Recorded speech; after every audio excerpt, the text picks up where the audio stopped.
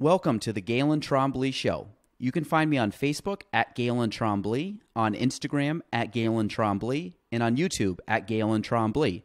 Spelling GaelanTrombley. Enjoy the show.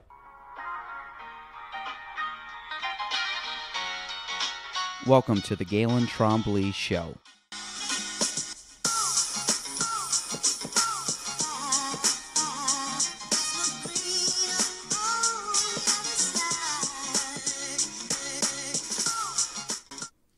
Welcome to episode 134 of the Galen Trombley Show. My guest today is Steve Moffat, and you are currently the head coach of the Plattsburgh State men's hockey team. That's right. Yeah. And then a long career with Plattsburgh State, so you're no stranger to the college, no stranger to the team, no stranger to the program. But Steve, anybody that does not know you, kind of give us a little background how you got to be 2021 Steve Moffat. Yeah. Well, first of all, thanks for having me. This is awesome. It's thanks for putting this on and bringing everybody in around the community to kind of chat with you. It's really good stuff that you're doing for Plattsburgh University and Plattsburgh State and the community. So well done. A little bit about myself. Yep, this is I'm in my third year of being the head coach here at Plattsburgh. Even though we did not play this year, we actually still practiced and working towards next year. But to kind of backtrack, I ended up coming to Plattsburgh State University. I was recruited to play hockey back in ’94, which is it's getting. When I say that, I'm like, wow, I am really old, because you still kind of think like I just graduated. I could still play. There's no way in hell I could play right now. So it's funny, but when I start thinking about that, graduated in '98, played 2 years of professional hockey in the East Coast League, came back to Plattsburgh State, got my master's degree in school counseling, and actually worked at Seton Catholic as a school counselor there. And then Kevin Houle, who was the women's head coach now, was the old men's assistant. He took over the women's team at that time, and I kind of jumped into his spot as the assistant coach there. So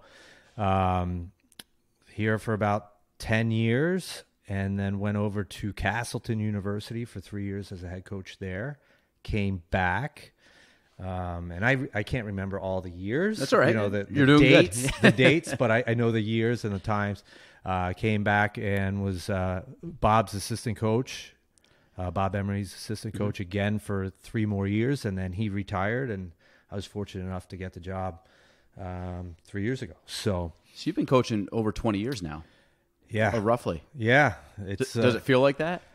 Some days. Yeah. Some days it feels like 120, but other days it doesn't. I'm really lucky. I do something that I have a passion for. I don't feel like I have a job. Yeah.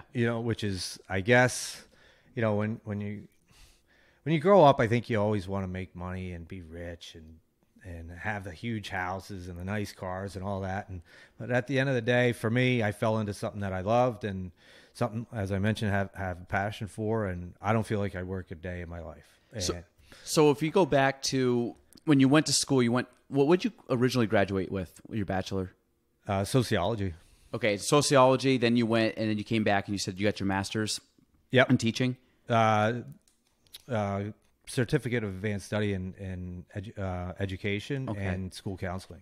So was being a coach ever like the plan? Was it like a fallback? Did it just fall in your lap?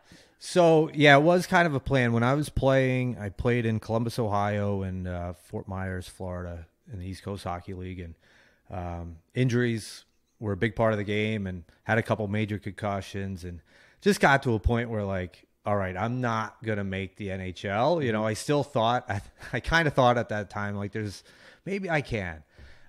Played a couple years, and just the injuries were crazy, and really kind of saw the business side of things, and just kind of saw the writing on the wall. Like, all right, this is probably as high as I could go. Yeah, I could hang around and play another 4, 5, 6 years or whatever, but I wanted to kind of get moving on my, with a career.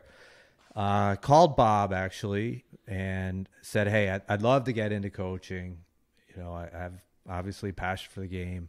what can I do? And he goes, if you come back, get your master's degree here and help us coach.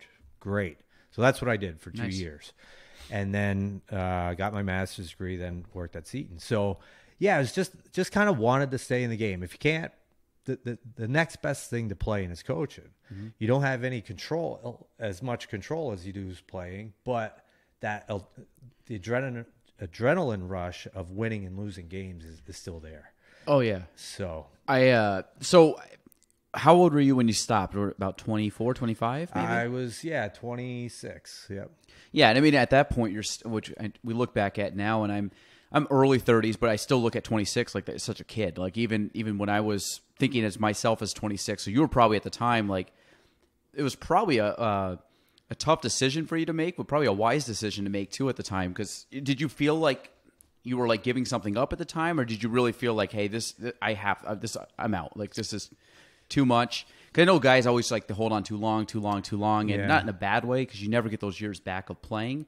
But like you said, it's like, no, I got to start advancing my career and become an adult and just like move on.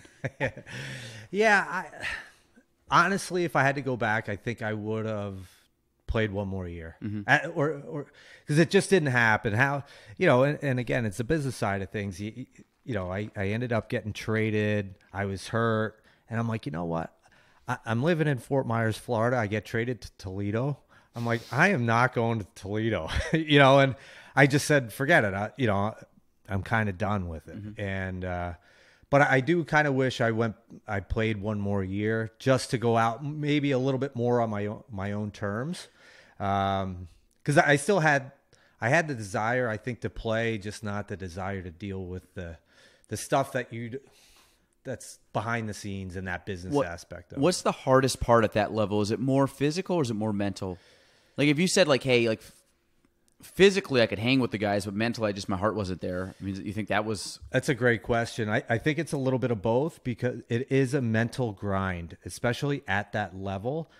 There were many days and many guys, that you would literally walk around the corner with like one eye open, and is my bag packed? Is my sticks and do I have a plane ticket sitting there? Am I gone? Like you literally would think that sometimes walking into practice, you'd be like, all right, I made it through, now I can practice. But that's no way of playing either, because you're so worried about getting shipped out or cut or whatever like that.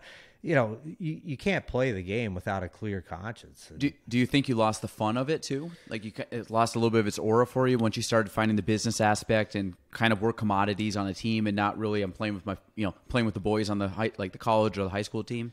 A little bit, yeah. And it was funny. My two pro seasons were kind of completely opposite. So I played in Columbus, Ohio, and we were like, kind of the bad news bears, so to speak. We were good. We were first in our conference. We were a great team. But everybody on that team was a free agent, except for two guys who were under NHL contract. Mm-hmm. So that was in 99 or 98, 99. Columbus Blue Jackets came in that year, 99, 2000. So they got rid of... As an NHL team? As an NHL team. Oh, they're that old? Okay. Yeah. So the Chill, which was the name of our team, the Columbus Chill, disbanded. So we were put into a draft. I got picked up by the Everblades, Florida Everblades. So went down there, and it was the complete opposite. Every guy, except for two of us, and I was one of them, every other guy besides myself and this other guy were under NHL or AHL contract. And I was free agent East Coast League guy. Mm-hmm. So my roommate on the road was a 19-year-old kid named Ty Jones. He's 14th overall pick in the NHL draft by Chicago. I'm 25-year-old guy, played Division III hockey.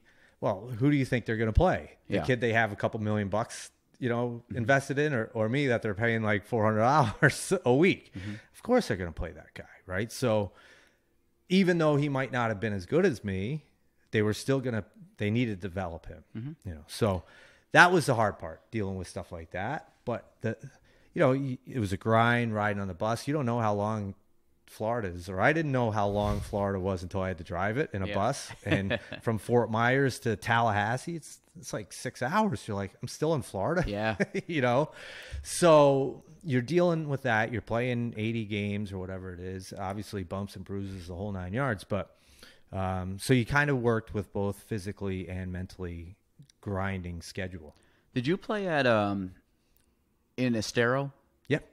So you played at that center right there on 90, whatever. Yep. We drive by it. We got family in Naples, so we go down every year, but we always drive by it and have different things right by the outlets. Sure. Okay. Yep. Yeah. So I was just wondering because I think they still have a team right now. They do. Is it the same team? Same team. Okay. Yeah. Because I always see it on the banners and stuff. But I didn't realize it was the same squad. So I guess from the pro ranks or going into the pros, when like how many, again going to from D3, how many guys from D3 you think rise up to the ranks? Like because obviously it goes NHL, AHL's the minor leagues, and this is one step. It'd be like double A baseball. Yep. Okay. So at that time, I think there was, in fact, we had 3 on our team in Columbus, but there was probably 5 in the league, and 3 were on one team. Wow. Okay. And one kid named Jay Pecora played here at Plattsburgh for a year, and another guy played at St. Mike's. Really? So we had 3 guys that were all from an hour. Northeast guys, yeah. Yeah, Northeast guys. But I think, more and more kids, because hockey's getting so much better now, like there's more and more, it's not as rare now. There's more and more kids playing the East Coast League right now, AHL. From that the are coming Division from III? Division 3, yeah. Oh, now, yeah. for Division III, what's the, and again, I grew up watching Plattsburgh State when I was a kid, and again, it was a lot of cool traditions, and we'll get into that. But when you look at, going to the Final Four and you're going to, the whatever you guys, the NCAA tournament, I guess not the Elite Eight, but the NCAA tournament, how come most of the teams, there's probably an easy explanation, but most of the teams are from the Northeast or like Minnesota? Is that just because that's where the D3 teams fall, or? Yeah. Because if you look at like basketball, there's D3 teams around the country, but hockey, it's like really in a few spots, which... It is. 2/3 of the team are in the East. Third of the teams are in the West. So, but there's more and more teams coming. There's only 70 teams, Division III college hockey teams. There's only 60-some Division I teams. So there's only 140 teams where kids can play college hockey. Wow. Okay. I mean, I don't know the number, but there's probably 140 Division III soccer teams. Oh, yeah. At least. Probably. I think football, there's like 200 D1 schools or something. So there's just not. So people are like, oh, you're playing Division III hockey? Yeah, but there is no D2. Yeah. And there's only 60 teams, D1. It's incredible how hard it is to play at Plattsburgh State hockey.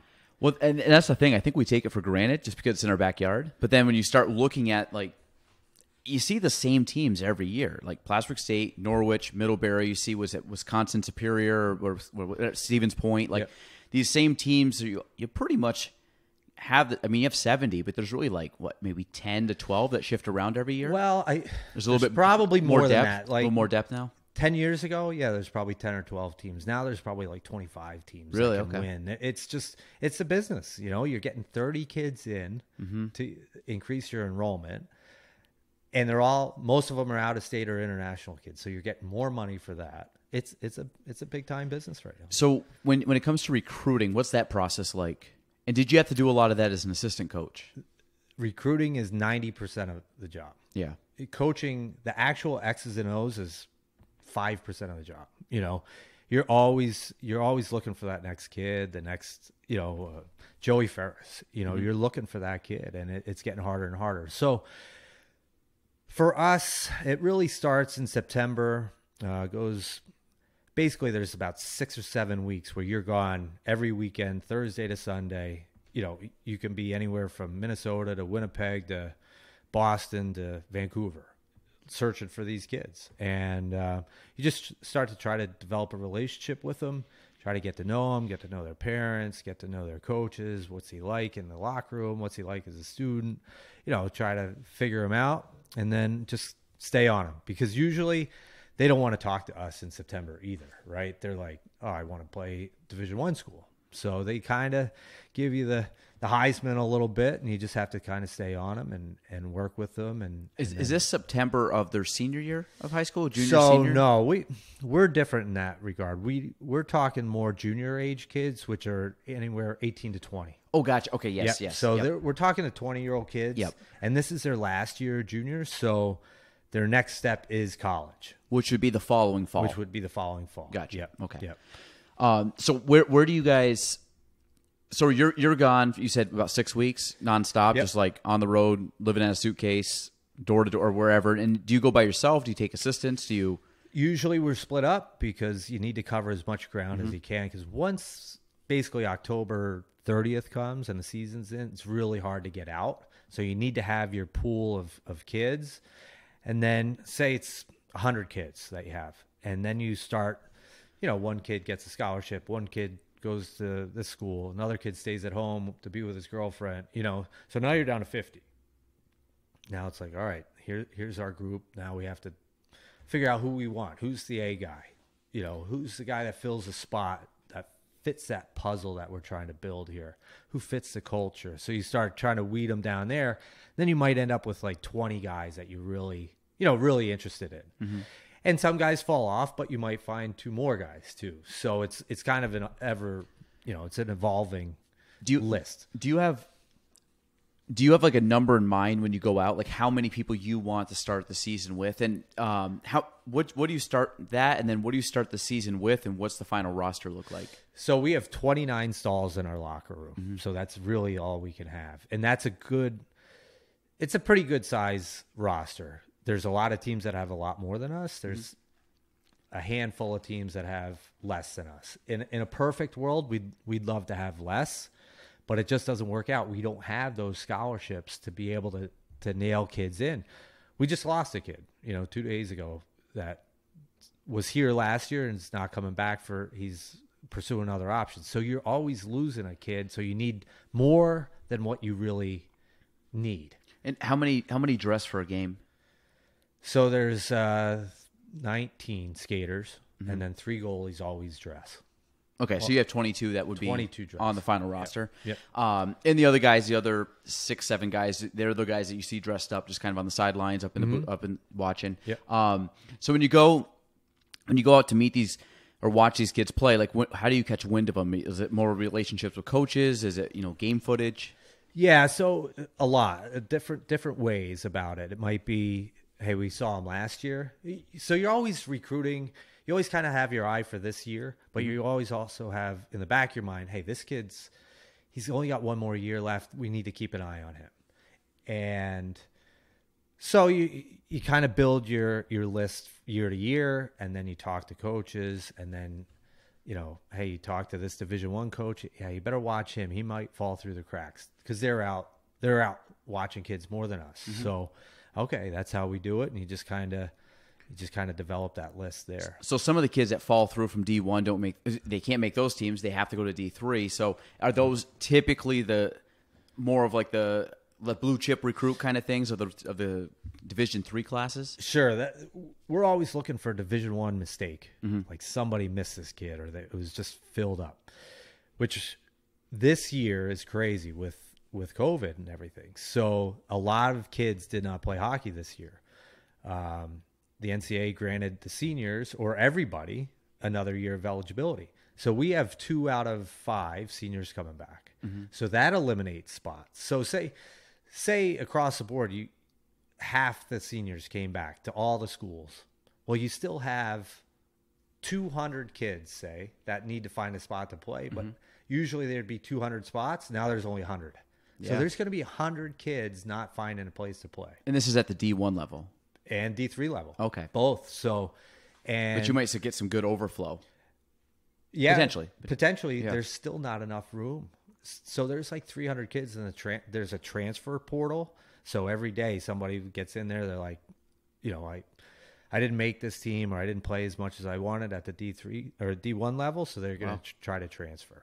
Well, there's just not enough room for those guys either. So there's like a message board for this. People go on, put it in, all the coaches kind of pretty much start DMing them or whatever. And yeah, I mean, it's just, but it's kind of nice because it's right there. At least you can see it. Yeah. Yep. You can. Because I think the hardest part is going to how how many teams do you recruit from when you like that you go out and look at? Like how many eligible teams in different leagues and there's 100 probably. Yeah. There's 5 leagues in Canada. There's 3 or 4 leagues in the United States, but each league has 20 teams. 20 teams. Yeah. So I mean, there's 200 probably. So you really got to pick and choose where you spend your time. Right. So, for example, Minnesota, if they have a team, they have a bunch of teams that play in the North American Hockey League. Well, Minnesota kids generally don't come out east because for a lot of different reasons. Why should they? They have a bunch of teams right there and universities, colleges to go to. And 2, all those schools get like in-state tuition and reciprocity around, like Wisconsin, Minnesota, even into Illinois. So they're going to stay out there. So you kind of can cross those guys off. Like they're not coming. And a lot of Northeast kids don't go to Minnesota to school. So a big thing in recruiting is elimination. If you can eliminate a guy, great. Yeah. That's half the battle. You sift them out. And then, okay, this kid, he wants engineering. Well, we don't have engineering. All right, he's out. So it's just another way of eliminating guys and to get that number into a more feasible working number.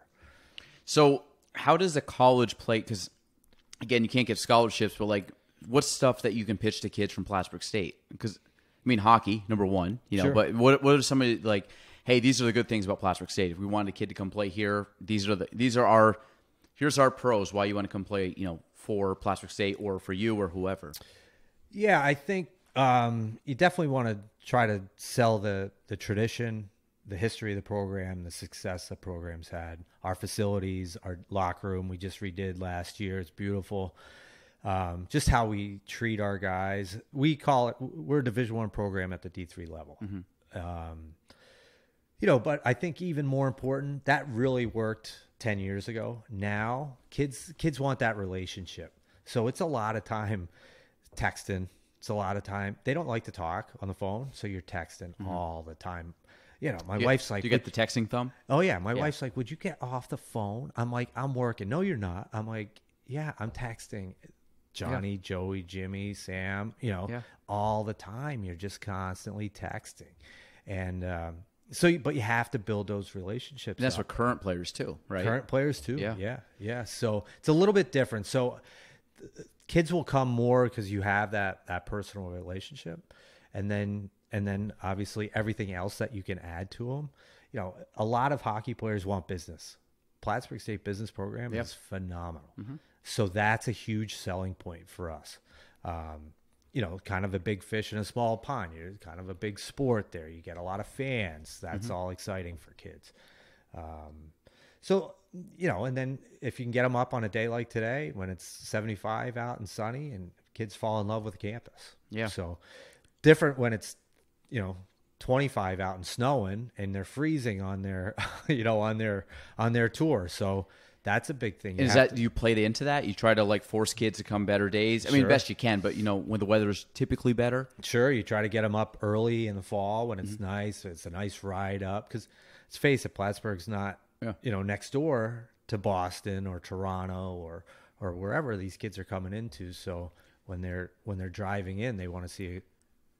It's when it's, the leaves are changing. It's nice to come in that time. So when the rink was redone and they had the whole facelift on the rink, because I remember the old days. I mean, obviously you do too. You put many years there, but the old bleachers and just like was it the Zoo Crew? I don't know if they still have them around as prevalent as they used to be, but now you have the seats and things are much more branded to Plattsburgh State. One, I'm assuming that was needed at the time, but how does that compare to other programs right now? Facility wise, our rink is great. It's phenomenal. And, there's a handful that might have better rinks, but I think day in and day out, ours, we can sell ours against anybody's, whether it's the best in the country or not. What we want to try to do this year and moving forward is try to bring back that atmosphere, that Zoo Crew atmosphere, try to get the band back, try to get some different, traditions that we used to have, that's kind of fallen off for one reason or another. and try to create a younger crowd too. And that's something that's a big goal of mine coming up. The one thing I miss is the couch. The couch. The couch. I don't know. I mean, I get it. It's not the most glamorous thing, but that was one of the greatest things to win, especially as a kid. If you won the couch, you were like living high in the hog over there, and you were excited. No doubt. And Unbelievable. I think I mean, little funny things like that. But it's if you take. I think the big thing is like you have a lot of kids that play hockey around here. It's like trying to get them more involved in the program, like the little kids, bring them to games, and like they see it, they grow up with it. I never played hockey. I love watching hockey. I'm kind of one of those guys that I watched Plattsburgh State. And I think it was fast paced. As you know, reasons why you love hockey. It's like it's fast paced. They hit. It's kind of a thing to do during the winter to pass the time, and the program was good. So like we went. I remember watching a lot like late '90s up probably till I went to Plattsburgh State. Yep. When I went to Plattsburgh, I actually stopped watching hockey as much because I was just busy with other stuff. Sure. But growing up, loved going to hockey. I still remember vividly the 2001 team that won. Yep. I remember listening on the Ducky Drake calling it on Wiry, and they beat I think it was RIT. Yep. And I just remember like listening to it like at my house because I'd watched them all the year. And obviously, I didn't go to the game, but it was pretty wild. Like, I mean, it's just like good traditions. I have very good memories of it back then. What's your favorite tradition that you guys had back then? I guess tennis balls. Yeah, they took that away. Oswego. Yeah, Oswego. It's another thing that's been thrown around and would possibly like getting something back like that. It was just unbelievable.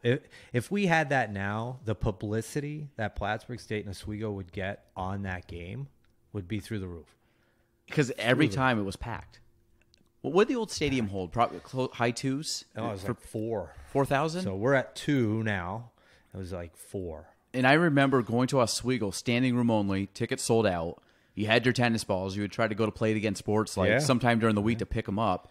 And then you just chuck them out. And it was, I mean, we always got a penalty. Nobody cared. It was great. It was the greatest thing. And, I mean, maybe not, you guys as players, but. That was probably the start of the end.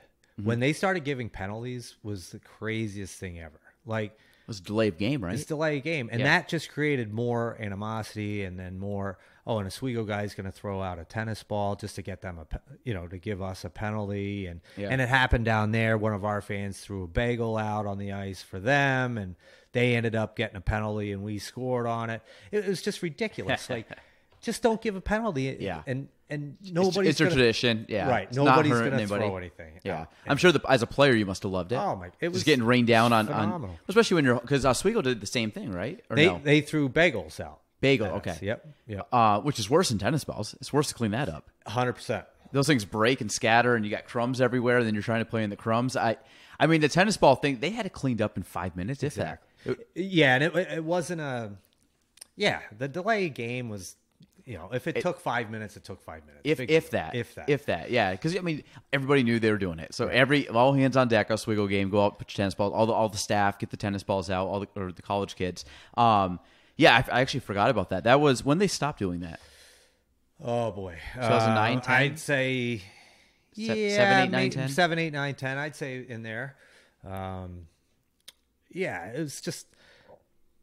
It's just a shame because that was such a fun event for everybody, both schools. Yeah, everybody loved it. We loved it when we were down there and we got pegged with bagels too. Like nobody. It was just funny. It was just fun. Yeah. Because at the end of the day, you guys are all kids out there having fun. You know what I mean? It's like, and that's why I think people lose focus of. It's like it's hockey. It's relaxed. It's not delay game. It's such a joke. But from your playing days, what do you remember most about being like out?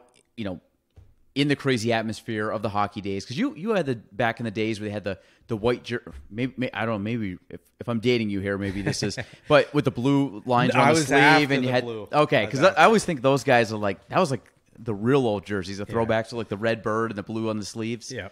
So you were after that. I was after the red, white, and blue. Yeah. So I just remembered, obviously the crowds were big, and we were always good. And that was part of it.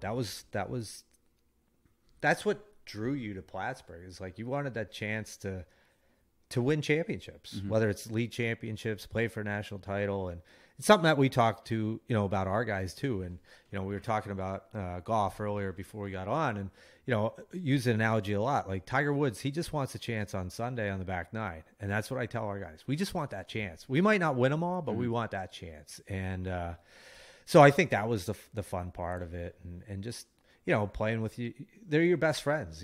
Those 25 guys on that team are your best friends, and guys that you talk to and have text chats, and there's 15 guys on it, and you're all talking about the same things from 20 years ago, 30 years ago, and that was so. You fun. guys still stay in touch? Oh my God, yeah, it's crazy. That's cool. It is cool. It's just the way. I mean, I think everybody's doing it, but I think when you go through those kind of ups and downs with teammates and battles and things like that. And now we're getting older, so you're dealing with other things, real life problems, and they reach out to you to lean on you. And I think that's real important. Do a lot of them come back for like the alumni weekend, or for because you guys do a hockey tournament every year, or not hockey tournament, golf tournament every year for the hockey team? Yeah. So actually we're going to change that a little bit this year. We're just kind of trying to figure out the date. We always have so it used to be we would come back and play hockey in the fall before, in the Saturday afternoon, and then we'd have a game after Saturday night. And then we changed it to the summertime and started to have the golf tournament, and we played hockey over at American North. Well, nothing against AC North, but the guys want to play at the rink. Yeah. They want to play in Stafford. They want to get dressed in a locker room and stuff like that. So that kind of fizzled out, and we just had a golf tournament. Now we're going to go back into the fall and have guys come back and play a game at Stafford, and then play golf on the Saturday morning, and then, hang out. How many guys still play? Do you still actively play in leagues at all? I'll play pickup. It's hard during the year. You're at the rink basically 24/7, and then you come home, you're like, hey, honey, I'm going to go back and play hockey in Chazy at 9:00. First of all, you're exhausted. Yeah. Second of all, the last thing I want to do is see another puck. Yeah. I want to just sit home and, play with my kid and, hang out and decompress and do it all over again. Yeah. So this year I did. I don't know about next year. We'll see when that comes. How are you still skating and stuff? You still because I guess what you said before, it's I still feel like I'm a young kid, still feel like I have it, and I guess what we all wish is that we had our older mind and our younger body, Right, a perfect merger. right. But how do you feel right now playing, physically? I stink now. Yeah. I mean, yeah, No, relative to when you were, a 20-year-old or whatever, but. Yeah, sometimes your brain's working all right, but your feet don't work. Yeah. Sometimes your feet and your hands work, but your brain doesn't work. It's just so fast, and I'm not in shape. So the first thing that goes when you're tired is your brain, right? Yeah. And that was one thing that worked well when I played. I could kind of think my way around the ice, and sometimes it doesn't work anymore. But I still love it. I still love to play. I really do, and I enjoy it. But it gets frustrating sometimes when you only playing once a month. Yeah. And people ask all the time, well, why don't you play? I'm like, the other thing is I can get, if I have that itch, I'll play against our guys. Yeah. And in fact, that's way more fun for me, because even though they're way better and faster than the guys around town, I can kind of keep up because I know where they're going to be, or where they're supposed to be when you're playing men's league. That guy's supposed to be over there, and you pass it, and he's on the other side, and you have no clue. Yeah, because there's no systems, there's no structure, right? So when you do practices, are you skating on the rink also? How do coaches? Maybe again, this is a dumb thing, but I never played hockey. How does a coach in hockey? You have skates on too? And Yeah, you're getting in there. I don't. When I was assistant and younger, I would definitely be more involved with the drills. Now it's let the assistant do that, and then I'm kind of... You're up higher, looking somewhere. You're just trying to look, and you're trying to really talk to guys too. We want our practices pretty fast paced, so you don't want to stop it and correct a mistake. You want to kind of correct the mistakes within the drill. So Johnny's going, he kind of didn't do it exactly how he wanted. The drill's still going, and you're talking to him. So that's kind of how we like to do it. From now, game day, what's a regular game day at Plattsburgh State? I guess from when you played to how you coach. Is there a difference? Is there a lot of similarities? Well, now it's busier because usually you want to get your recruits up on game days. Mm-hmm. So, for example, on a Friday, we'll have a morning skate morning practice, just kind of get the cobwebs out, get them up, get them moving, and then usually a recruit will come in at lunchtime. We'll have lunch with the recruit. We'll give them the tour. They're done at 4:30. It's like quick change into your suits. 5 o'clock, you're ready for the game. So you've had to get all your preparation done the day before because you knew that day was going to be too busy. Whereas a player, you go to practice, you go home, you eat, you take a nap, and you go to the rink. So there's really not much going on. And you get to the rink if the game starts games are mostly what, 7? Yep. So about 5 o'clock you're at the rink. Yep, guys. Anywhere from 4:30 to 5:15. All the players need to be there by 5:15. Some like to get there early and stretch and warm up, ride the bike, whatever they do, and then, we always have team meetings at 5:15, and just go over what we want to do, and then we're done, and the coaching part is done. It's like, here you go. Yeah. We've done our part. Here's your part. And Saturday, probably the same or a little bit less with recruiting? Because you guys play a lot of Saturday games. Yeah, same thing. Hopefully we have another recruit in, and it's the same kind of schedule. If we don't have a recruit in, it'll be like, all right, maybe you'll go home. But you still have the morning skate? Yeah, you still have the morning skate. Yeah. Okay. Because some guys might not have played Friday that are playing Saturday, and they want to get that kind of the blood. And even the guys that played, kind of a recovery thing, just get your legs back, blood flowing again.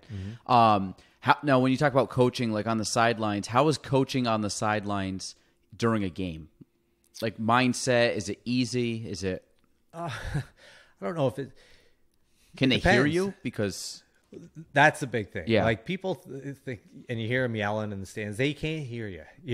And it's like just kind of calm down. You can hear them. It's like, shut up, man. I'm trying to. Yeah. And it's like sometimes it depends where you are too. Like our defensive zone is by our bench 2 periods. They can hear you there. But if they're at the far end, they can't hear you. Yeah. You're just yelling to yell. Again, just when they come off, talk to them then and let them go. So you don't want to overcoach them. You want them to play with, kind of that natural instinct, and then just kind of, not force them, but just kind of nudge them in certain directions. Because I always remember as a kid, and of course it's different as I remember, Bob like standing on the side, kids going, and Bob's red in the face screaming at a kid that's skating by. I probably did the same to you when you were playing and skating by. And I always sat on typically the Plattsburgh State side, so you're kind of seeing behind him, not necessarily in front. So when he's yelling at a player, it might just be something like you missed a spot or you missed a play or you were in the wrong, a step slower than you should have been or not paying attention. But I didn't know how much you can actually coach while you're on the ice. It just seems like it would be tough to me. No, you really can't. You can try, but you can't. It's just too fast. When the players, too, if they're focused on the puck, they're not – I mean, they can hear you, but it's like, listen, you're second. I got to get rid of that puck. Yeah. What are you going to say, turn right and have them turn? Like, call them joystick coaches. You can't really do that. At my son's age, at 6 and 7, you can tell them to go over there and move, but not it. So when players come off the sideline or come off the ice or whatever, get in the what do you call it? The bench? I guess the bench. I was going to say team box. I'm like, that does not sound right. The bench. So they come in, get on the bench, and you guys are talking. I mean, you can coach them obviously there too, and it's just kind of pointing out, is there pointing out plays or pointing out flaws or even pointing out like, hey, listen, this kid, like, I mean, I come from like a soccer background, so like I know what I did when I coached for a little bit, but I mean, is that the stuff you do too? Point out tendencies or point out maybe something you thought that could be an opportunity? Tendencies of both teams. What we're doing well, what we're not doing well, what they're doing well, what they're not doing well, and then what our players are doing. Like, how's Jimmy playing?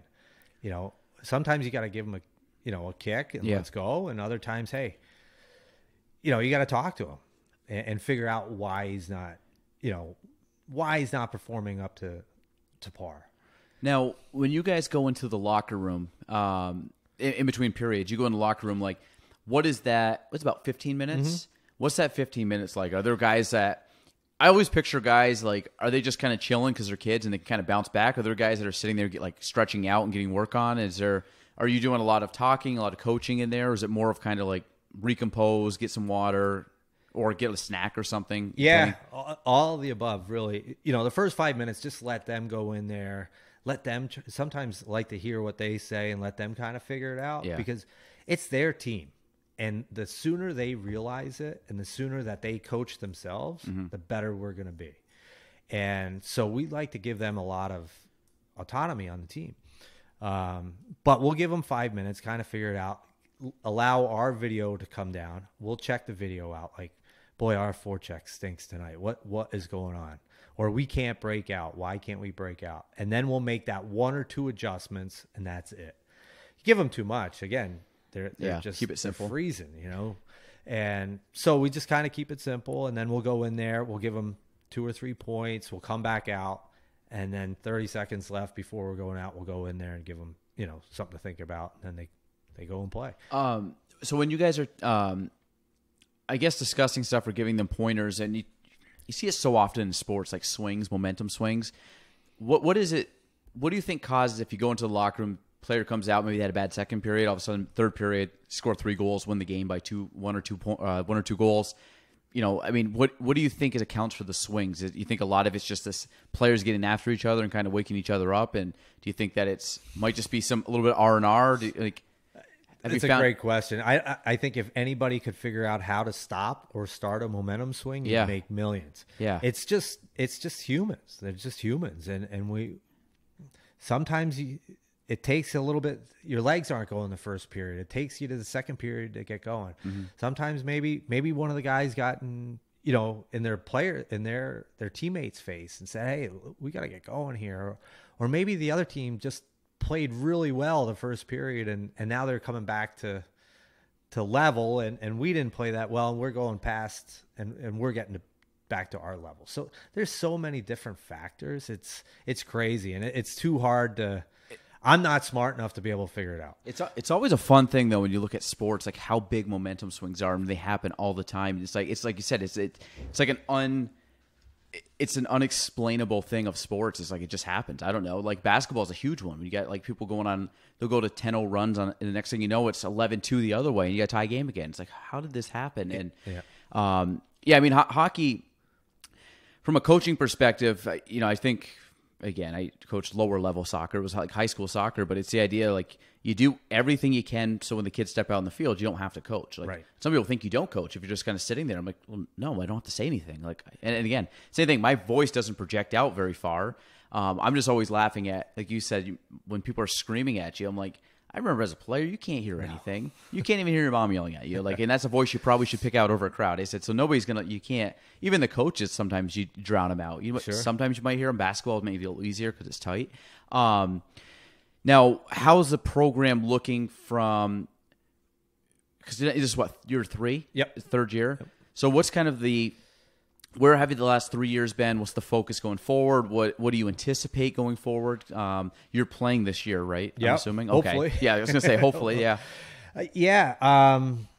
So we have never been this young, and in fact, we'll have 24 players out of 29 that have only played 1 season of college hockey next year. Wow. So we're going to have 2 freshman classes that have not played a game. Now, other schools are in the same boat, but we were young 2 years ago when we played. We had 12 freshmen in the lineup almost every night. So we have never, in my time here, been through such an extensive, basically rebuild. We've never had to rebuild. We always reloaded. Well, we've had to rebuild.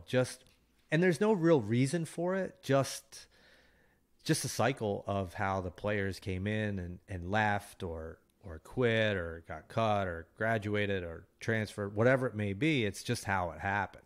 So this year, what we were kind of really focused on the last 2 years of recruiting was when we lost 2 years ago to Oswego, we matched up really well against Geneseo, who's been really good lately. Who's been incredible.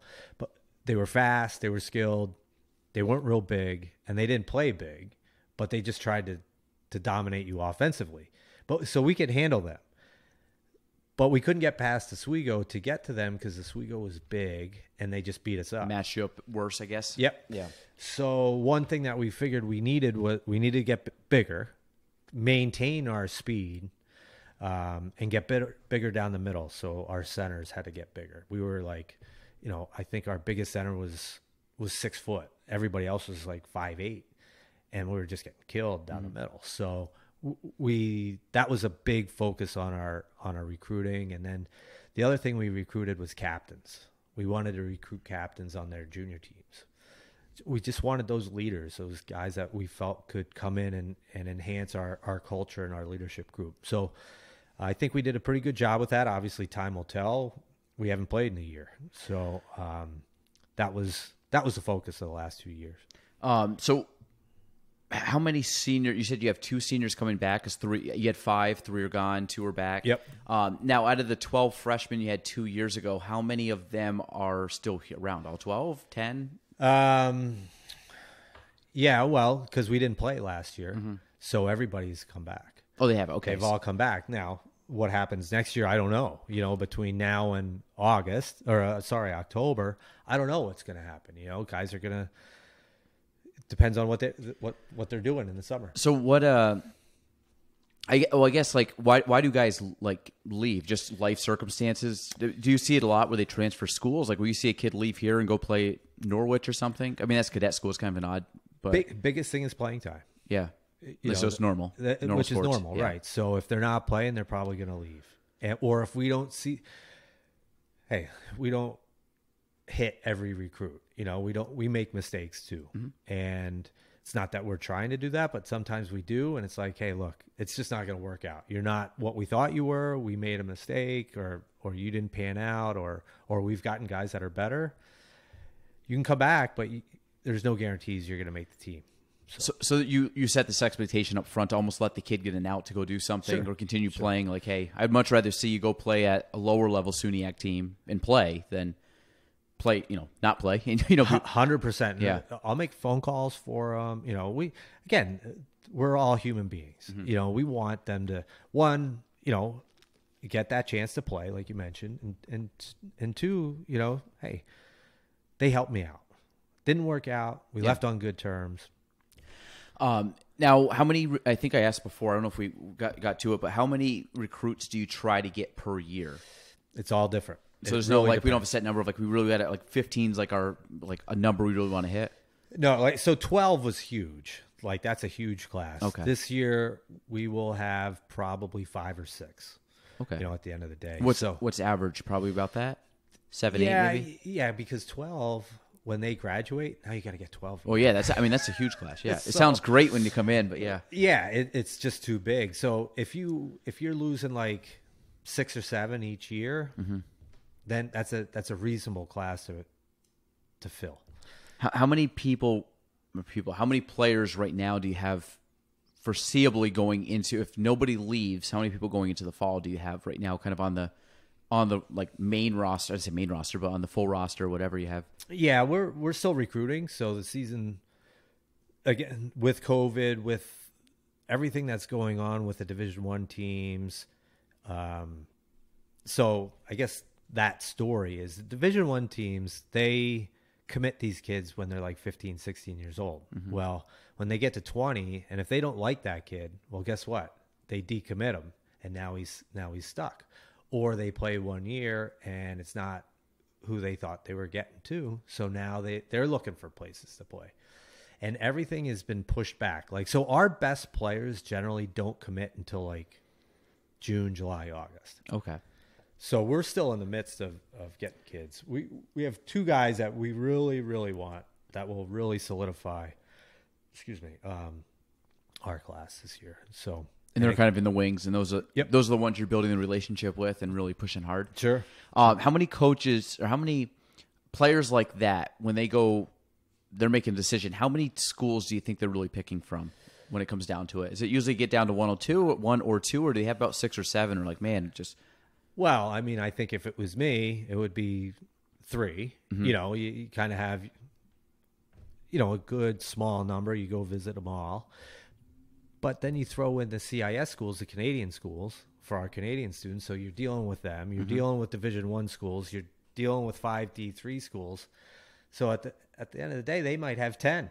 Yeah. And then they have to figure it out how to whittle that down. And again, this year we couldn't go and recruit, so everything was via phone and Zoom, Zoom and FaceTime and everything else. So you couldn't talk to them out of the locker room. You have to do it, try to do it face to face another way. So how good does it feel when they commit? Oh, it's natural high, big time. Yeah, big time. It's got like I said, it's bigger than a scoring a goal. You kind of deal because it's like for now it is scoring a goal for me. Yeah, it's like scoring a goal. We had a big time commitment, a Division I transfer on Saturday. And it was like, you don't know how you just made my day. You made my weekend, and the kid's like laughing. I'm like, he doesn't think it's a big deal, but it's a huge deal for us. How many players do you think that either, I don't want to pick on the class you have now, but typically, like, how many D1 players do you think that were D1 guys that probably went to D3 that you guys carry at one time? Is it like one or two, so it's kind of like a real special thing, or is it like, no, probably about a third of them are fitting that class? I wish we had a third of them. Yeah. Right. We could possibly end up with, we could end up with 4, when all is said and done. Last year we got a kid named Marcus Mitchell who was at Alaska, the Division I program, and he transferred in. Then we got a kid on Saturday, and we're dealing with another kid, that wants to transfer in, and so we may end up with 3 or 4. What's the skill level between them and a D3 player? Is it pretty noticeable? No. Okay, so it's marginal. No, it's marginal. Okay. And it could be little things too, consistency. Mm-hmm. Whether it's day-to-day consistency or shift-to-shift consistency, weekend to weekend. Well, we kind of talked about golf. It's kind of like all these guys can still all drive the ball 300 yards, but this guy's going to hit a few more fairways and make a few more greens and make a few more putts, and that's right. About it. They all hit the ball the same. They all look physically the same. Just right. Yeah, that makes sense. This is kind of cool because I've never actually like grilled a hockey coach because that's just like a different sport that I've watched from a fan perspective, but not like really in it. Now, the one thing I've never been able to understand, and I've had buddies that play hockey and they try to tell it to me, and it's like, I'm like, you guys don't even know how this works. I think it's line changes. Yeah. When you guys make line changes, like what's the cue or this? How do you know who's going in for who, when to come off the ice, when to go on the ice? Well, when your legs start burning, you better get off. So that's it. So it's about 45 seconds to a minute, right? Roughly. Yeah, give or take. Even less than that, 30 to 45 seconds, depending. We try to play an up tempo brand of hockey, so it'll be like 30 seconds get off. If depending where the puck is. Depending on where the puck is, right? If the whistle blows, all right, get another line out there. Like always, just keep going, play at a high pace. But that's really, so you're really judging by yourself. If I'm in the defensive zone and my legs are gassed and the puck gets out, I better get off the ice, or I better have enough energy in the tank to get down and then come back again. So players just know this instinctively? Yeah, instinctively. So if you're playing now what happens, you got 2 defensemen, one has a little bit more stamina than the other one. One guy goes off the ice, because I know you have lines. You have do defensemen also work in lines? They work in pairs, tandems, yeah. So it's generally like, I see, you're heading off the ice. All right, I may hang out for a little bit if I feel real good, but then I'll come off. But most of them go off. Yeah. So they kind of like have an unwritten rule of like we're little bit. Yeah. I mean, everything is different. Every situation is different, and that's a big thing. The way we coach is we don't want to have those black and white rules. We don't want to box you in. You don't want to think about it either. Yeah. Just play. Our guys are 21 to 24 years old. They could all be in the NHL age-wise. Mm-hmm. I'm like, you're an adult. Yeah. Make that decision. If I have to tell you, we're doing it wrong here. Yeah. So I guess because I see it now, like it just looks so fluid that it just, to me, it's like there's got to be something like, and most of it's, people have said that. It's like, no, it's just when you're tired, just go off, and some guy's looking for you and they go out. Yeah. It's like, hey, next 3 guys, these 3 guys, so they know who's up next in the rotation. Next, right. So when you got to really start paying attention. Like if you come off the ice, you don't have to pay attention because you may not go on for a couple of minutes. Sometimes, yeah. So I'll let them know who's up. So I work with the forwards. Reed works with the D. He changes all the D. I change the forwards, and it's like, hey, maybe that line had a really good shift. We're going to get them right back out there, because maybe they're hot. Oh, so you could jump them. Oh yeah. Okay. It's not like you have to go 1 through 4. It could be 1, 2, 1, then 1, 2, 3, and then 1-4. So you assign it like you're line 2. Everybody knows on line 2, so you might say 2, you might say 3, like just so they know. We don't even go that far. We just, because I like to go by feel too. So it'll be like, Johnny, Jimmy, and Sam from line 4. Oh, so you might mix. I might mix. Oh, okay. Too. All right. So just, you're always trying to figure it out. There's a lot of nuances in how this works. But you might just go straight through 1 through 4 too, if you need to. Yeah. I mean, it works so fluid that it just like something has to, I mean, obviously these guys, by the time they get there, they've been doing it for, Sure. well over a decade or more. So probably, they start skating at 3 or 4. Now coaching that, how does that change though? When you're looking on the ice and then you turn back, you got more guys on I mean, to you, what do you think about as you're kind of looking at the ice and following the game as guys are coming in and out so quickly that, again, I come from a soccer background. I know the 11 guys on the field, unless I pop a guy in, and then I'm kind of mentally like, okay, now Johnny's in for Jimmy on the left wing, and then, right. And I know it. But they're going so quick. Yeah, I guess you get a feel for it. Yes. And you get a feel for who's playing well, who isn't playing well. Sometimes it's like, hey, I'll say to Reed, get Sam out there. He's been awesome. And he'll do the same to me. Like, man, I really like that line. Get them out there again. See what they got. So sometimes somebody else has a feel for it too that you might have missed or you didn't see. So you're always talking. You're always talking to the other coaches, and then hey, if guys got a goal and assist in the first period, he's feeling pretty good. Yeah, get him out there, riding high a little bit, riding high, right? So we all play better when we're confident and feeling good. What? How many coaches you have right now? Like on the sideline, I guess, with you. So we have usually 3 on the bench, and then 1's upstairs. Okay. So, and he's our goalie coach. So he's just looking for tendencies that it's easier to see up there because it's slower. Mm-hmm. And you're not doing as much. You're not managing the bench and he's guys. radioing down to you. Yeah, or he'll just in between periods. Sometimes it's hard to make that adjustment at our level. Sometimes you can, sometimes you can't make that up. Don't you guys wear headsets or no? I think Bob did for a while. Bob did for a while, yeah. He was, Secret Service, yeah. Yeah. So we don't, I'm not that high tech. Yeah, I wasn't sure, like I said, how all that works in. So besides hockey, like with the season, does it ever shut off for you, or is it, you got like a little bit of a lull, like springtime lull? Yeah, or? obviously this time we're not swamped, but we're trying to finish that class. But I just you're sending emails to guys, you're calling guys, so you're kind of constantly keeping in contact. It's really only 13 weeks away. It's going to be here, and we're all going to be like, man, summer went by fast. Yeah. So you're working towards that. There's projects that I want to do. We're trying to start a Blue Line Club that will hopefully be involved with, a lot of the local businesses and try to get people involved and excited about the program. So what's Blue Line Club? So it'll be like a booster club or a fan club, so to speak. They'll get perks, they'll join for a small fee, but just to get them more involved with the team, get our team more involved with the community. The community's been so good to us that you have to, you want to give back. You want to be a part of it. You want to grow those relationships, and being that we've missed a year, sometimes like out of sight, out of mind. Yeah. And we don't want that. But on the other side of that, you might have a lot of people that are real excited for hockey to come back, or college athletics in general to come back. So why not hit and strike while the iron's hot a little bit? What's the community outreach like for you guys as Plattsburgh? Because I know when I was a kid, you'd see them doing a lot in the community. I remember one, I went to Shazy, and I remember there was a group that came and played like floor hockey or something. I don't know if it was a fundraiser or whatever. And I remember a couple of the names. I'm trying to think. Hodge, who was a really good player back in the day, and then there was Derek Shaw, right? Am I thinking the right guy? Yep. He was, I think, on the one of the national teams. Both those guys. Like that was right about that time, and they all came, and there was a few guys, and they came. It was kind of cool because when we were little kids, like they were 2 big name players at Plattsburgh at the time, and you're like, oh wow, they're playing floor hockey for, I don't know what it was, but it was kind of neat to see them there. Yeah, anything from that. We raise money for Special Olympics at Northeastern New York. We do a hike or a spin-a-thon or a hike-a-thon to raise money for that.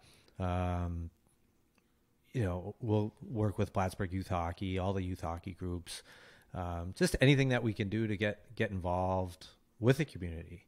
We'll talk at schools. We'll visit kids.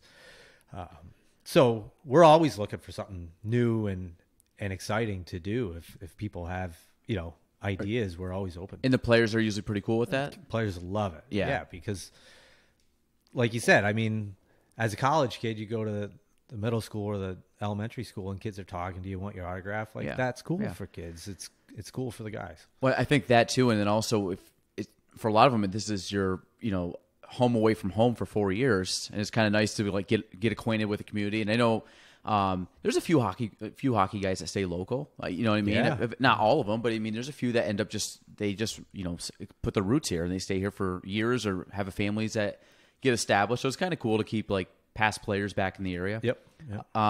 So minus take hockey out. Anything else you do to like unwind, relax? Is it always hockey? Is it? No, well, I don't know if I relax doing it, but Yeah. I try to play some golf in the summer, and have bbeen horrible this year. So that's been a little bit of stress for me right now. So, but love doing that. We have a camp up, in just in Shazy, so we spend some time up there and just kind of relax. And my son's playing baseball. He plays lacrosse. He's into golf too, so he's always running around doing something. So I'm coaching baseball, helping coach baseball, coach lacrosse. So still doing a lot of coaching. And Does he play Plattsburgh Little League? Yep. I was actually playing golf early this morning with one of the guys that does Plattsburgh Little League. I think he coaches and he's into it. He's talking about, and I'm just giving him crap about all just kind of ragging on him about it. But his kid plays. But yeah, I remember. Yeah, Plattsburgh Little League is a pretty big organization for a group of kids. But now, are you down Lake Champlain in Shazy or Shazy Lake? No, Lake Champlain. Oh, nice. Yep. Okay. Yep. Yeah, like I said, that's my stomping. We grew up there, so it's like I love going down that area. And so the golf. When did you start playing golf? Pretty young. I mean, my dad played. My two brothers played. Played in high school, and then kind of stopped. I mean, I played, but it wasn't. Because I was into hockey at that point. I would still play once a week or whatever, a couple times a week or a couple times a month when I was kind of training for hockey and getting ready for that. And then once I finished playing hockey, then I started playing more. And it's one of those, like, sometimes you can play too much. Sometimes you can never play enough. Yeah. You're always trying to find that happy medium. But, just always loved it. And it's just a good it's so different from hockey. Hockey's such a team sport, and golf is so individual, and nobody can help you. And I love that part about it too. Do you find a parallel between hockey to golf mechanically? No. And this is the reason why I say it is because in hockey I'm looking at the net. Mm-hmm. In golf I'm looking at the ball. They're supposed to be, but. You play hockey so much, like your tendency is to look.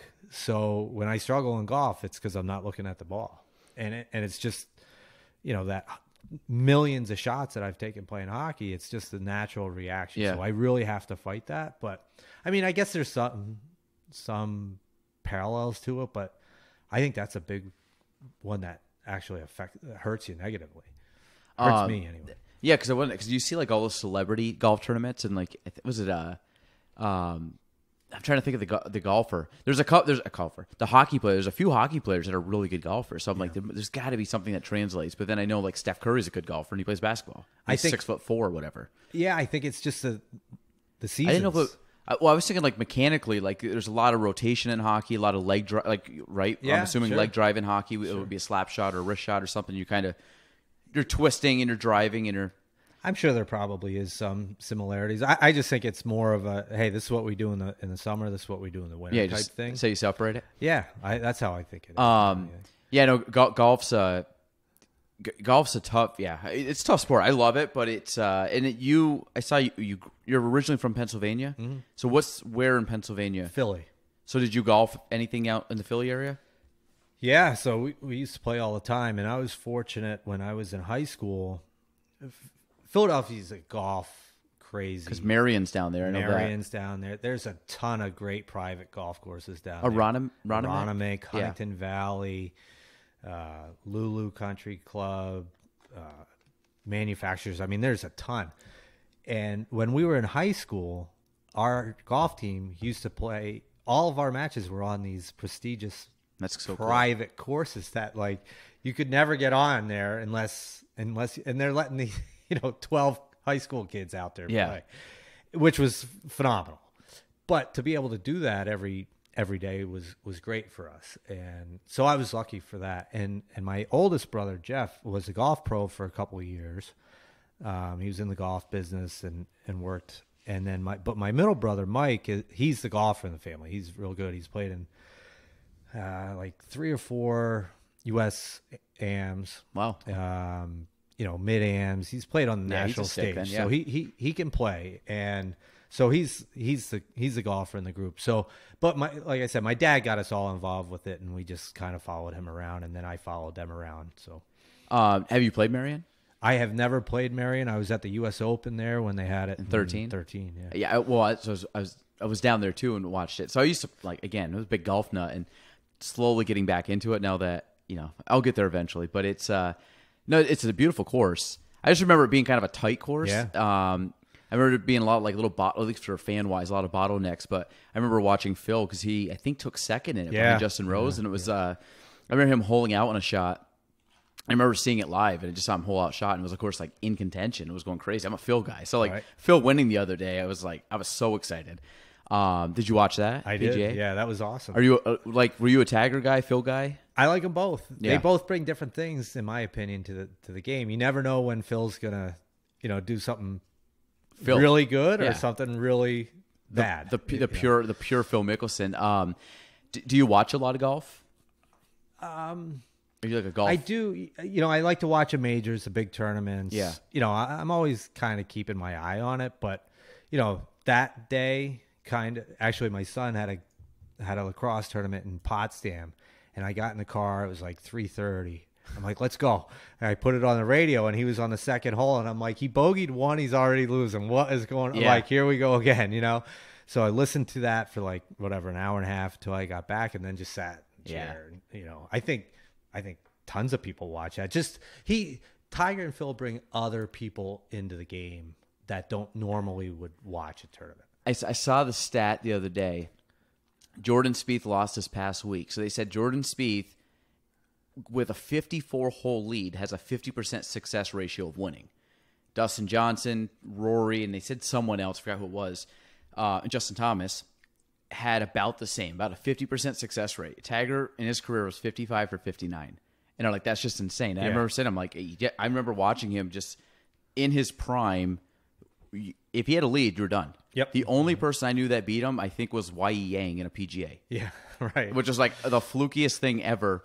And I think it was like, I don't know if it was a playoff or going into a playoff, but it was one of those deals. It's like that guy could just close matches out or match rounds, tournaments, whatever. The freakiest, from like a athletic standpoint, 2002, they had a U.S. Open, Bethpage Black. I was a kid. I remember watching, and they walk between the ropes. They pull the ropes out, and the players go from green to tee. Tiger walked by, and then Tiger plus 88 people in the entourage with the cameras and stuff. He walked by, and I guarantee you he couldn't see a person. Yeah. Like his eyes were so focused, and he was just walking by, and it almost looked like a possessed person. Like, holy crap, like almost scary to look at him. Right. And he just like get up the next hole and just rip it. And I'm like, we're playing golf and we're joking around and stuff. It's just like this guy is so dialed in, and it's cool to see. Yeah. But it's also like when you talk about back to originally with hockey, it's like the people that mentally just are so like obsessed with it that it doesn't stop them. Because you got to look at like guys like Sidney Crosby, who's been in the league for how long and is still really good. Like, how do they stay at that level year in and year out? Yeah. I mean, it's physical, but there's got to be a mental aspect to it where they refuse to lose. Like a Michael Jordan, like, I just won't lose. And it's like, okay, psycho, but yeah, you won't. Like, you're good. Yeah. It is. It's hockey's different too. It's such a game of mistakes. There's 1,000 mistakes in a game, and it's kids that can kind of learn from those mistakes, but not let it affect them, that do really well. It's guys that I turn the puck over, and then they come to the bench and they're all down, and they can't recover in the next 2 minutes to get back out there. Those are the guys that struggle. So you do have to have that kind of like short memory, and forget about all that the bad things that happen. You probably did 20 good things out there too, and you're worried about the one bad thing. So what? Just keep playing. Were you like that as a player, or were you able to bounce back, you think? I would like to think I was. I probably for this level I was. Mm-hmm. Probably at the next level I maybe not good enough at that. Maybe along with other things, but I always tried to kind of touch on it earlier. I thought my way around the rink a little bit. I wasn't the fastest guy, but I thought I was pretty smart and could jump into holes and find the soft areas and the gray areas to get to where other people weren't, or try to get to try to anticipate. Again, I always remember my father always said that, like, you have to think, you have to anticipate where the puck's going to go and not where it is. And, always, that was always in the back of my mind. So, you were an All-American for how many, was it 2 years? 2. Now, how does the All-American work? How many people become an All-American for, at least for D3 hockey? Is it like first team, second team? Yeah, 2 teams East, 2 teams in the West. So at that point there was 6 forwards, 4D, and 2 goalies. So each year you were the top 6 forward, or one of the top 6 forwards in the nation. Yeah, so that was for East and West. Okay. I got you. So 3 and 2. So there's 12, maybe 12 forwards. Okay. I might be wrong on that. I can't remember. But it's a very exclusive club, obviously. So you had to be part of the all conference team, to get nominated to be the All-American, and then that ballot would go out, and then they would choose you from there. That makes sense. Yeah. Is it based on coaches' pick? Yeah, it's all coaches' picks. That's got to be how was that, like, getting that as a kid, like, as or as a kid, but college player, young adult. That was it was a great honor.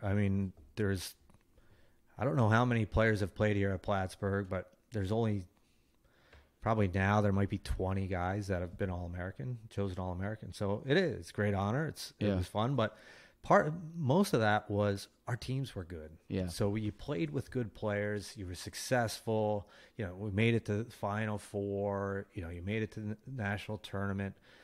So that helped you. Mm-hmm. And then you're playing with other guys that ended up being All-Americans, maybe not that year, but the following year. Did you go to the Final Four?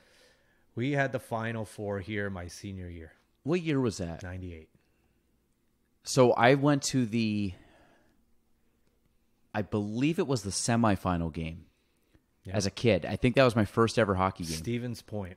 Yes. We lost to them. Yeah. Okay, so I didn't know. I like I said, I don't think I made the whole game. I was a young kid at the time, but I think that was the first game I ever went to.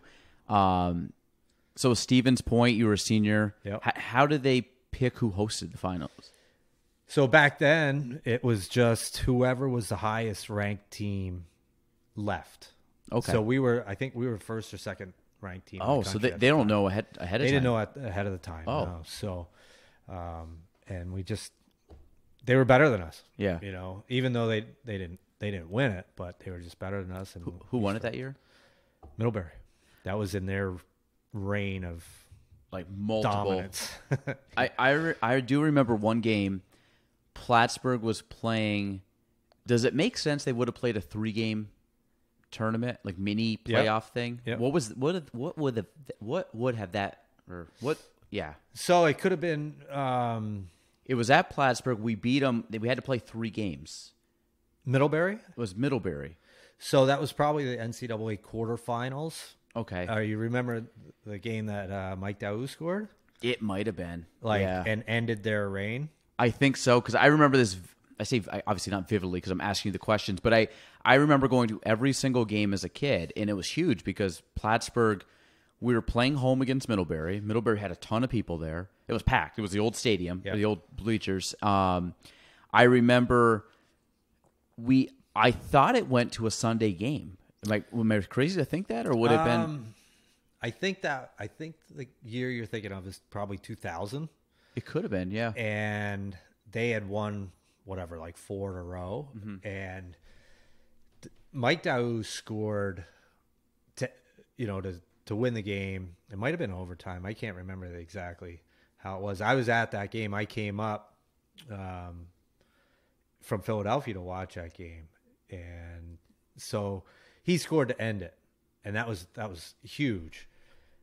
Was it multiple games though? It was 2 games. Yep. It was always 2 games. So you played 2 games and a mini game. So if you split, you went 1 and 1. Yes, that was it. You'd played a 20-minute mini game. And that it wasn't overtime. It could be the score could be 5-2 in the mini game. And they would reset? After the second game, they would reset it. So maybe they won both games and avoided the mini game. Maybe that was it. I don't know. It was something crazy because they beat Middlebury. Yeah. So whether they played the middle game or not, or the mini game or not, I don't know. But I just remember that being a huge thing as a kid because you heard about Middlebury, and finally they won at home, and people were going crazy. Yeah. I don't know. I just for me that was one of the memories that I have of Plattsburgh, just like winning. I never saw any of the Final Four games because they didn't host any of the games like back in the day. But I remember 2001 fairly vividly as a kid. That was right in my heyday of watching it. But the atmosphere that was crazy back then. It was packed. I just remember the amount of people. And I mean, do you find? Is that something that you think they can get back to? I think so. I think we need to do some work. Yeah. I think we need to do some work in the community. I think we need to, there's talk about maybe restructuring the tickets and the season ticket holders and letting people come back, still have the season ticket holders possibly, and then letting the general admission back in instead of having assigned seats. So now you can come in with your friend, a group of 10 and all sit together where you couldn't find 10 seats together previously. So there's some discussion about that. Hopefully it goes through. We're still trying to figure out the good and bad points of it. But that's something that we'd like to do. And again, I think, creating that Blue Line Club, I think getting, I keep looking at your Adirondack Young Professionals and, getting involved with groups like that and creating a little bit different atmosphere, a younger atmosphere, and, reaching out to people. That group, so I'm kind of involved with it. I mean, a lot of people in that group, and that would be a great group of. They've tried to do stuff with the college. I don't know if you've ever tapped into teams, trying to, because that's a good group of people, because it's a whole group. They kind of keep each other accountable. But I think for a lot of those players, if they're looking at obviously going above and beyond, to other hockey, dreams afterwards, that's one thing, but a lot of those people aren't. So a lot of the kids, it's hey, you're doing your 4 years, have fun, play as much as you can, and trying to get, mingle with the community a little bit. And I think that's a good, transition into, instead of popping you into a chamber event or popping you into an event with adults, old adults, where they get kind of more intimidated. That could be something, you should check with Megan Whedon's the president. Yep. You know Meg? I do. Okay. Who doesn't? I was going to say, yeah, she's the unofficial mayor, I think, but or if not, her father is. So, but if you check with her, that's something that you might be able to have a collaboration there with, to try to get them out in the community. I know they do a lot of community service, but even trying to get the kids, to do something where they mingle a little bit more with the young business network, because you get kids from Meg's mid-20s, I'm early 30s. I mean, you start looking at. Basically people within their peer group for probably 10 years. And I think it's a great networking opportunity for some kids. And maybe it'll lead to opportunity with the Blue Line Club and with some other affiliates or whatever that you guys can then, try to push towards the hockey. Because it is a cool, I mean, again, I love all the sport. I love Plattsburgh, love all the sports, but hockey draws the biggest crowds. Hockey has the most success from basketball's done well the last few years. There's been some, but I think hockey, if you take the whole history of the program, is really our top program. Yeah, I think anything that we can do, our community supports all of our athletic programs phenomenally. If there's something that we can do and get together and create exciting atmosphere, create more relationships, create opportunities for kids maybe to get internships, anything along those lines that, hey, these guys, Adirondack Young Professionals, they just went through what these guys are going through. Or, they were just there a couple years ago. So they know what it's like to find a job and how to go about it. So it's just such a good community and how we all try to look out for each other at the end of the day and try to help each other out. And maybe that's something that we can dive into. And Meg's certainly one that I have, I've already talked to her dad too about it. We're going to tap into her and try to use. She's a go-getter too, so she'll open she'll be open to any type of like I said, affiliation or any type of just connection of the two groups. I'm sure she's all for it and would spearhead it very well to help you with that. So, but Anything else you want to mention about Plattsburgh State hockey going forward? Anything for people? Obviously, you went through the pandemic. We didn't get too much into that, but pandemic, I'm sure, has thrown you for a little bit of a loop. Yeah, it did. I mean, it hurt. Obviously, canceled the season. Right. With first and foremost, yeah, we lost the season. We were fortunate enough to get on the ice basically from Christmas to March 15th, but we didn't have a full team. We had 12. We had 9 guys stay home and take their classes at home. So that's a different kind of feel to it too. The one thing the pandemic did, our guys killed it in class. Like, we have our highest GPA ever. Wow, good. Which is incredible. Yeah. So some good things did come out from the pandemic, but I think just the excitement and doing things like this and trying to create some excitement, and hey, that's right, we do have athletics coming up, not just hockey. We do have soccer, we have volleyball, we have all sorts of different things coming up. Like, get back into the community, helping out Plattsburgh State, and because I think we as I mentioned earlier, we both help each other out. The community helps the college out, and the college kids can help the community out too. Yeah, I mean, it's a college town. Sure. At the end of the day, especially when all those kids, I say all the kids, but even a few thousand kids coming in. Plattsburgh's not a big place, so it's a big influx of people. Well, Steve, I appreciate you coming on.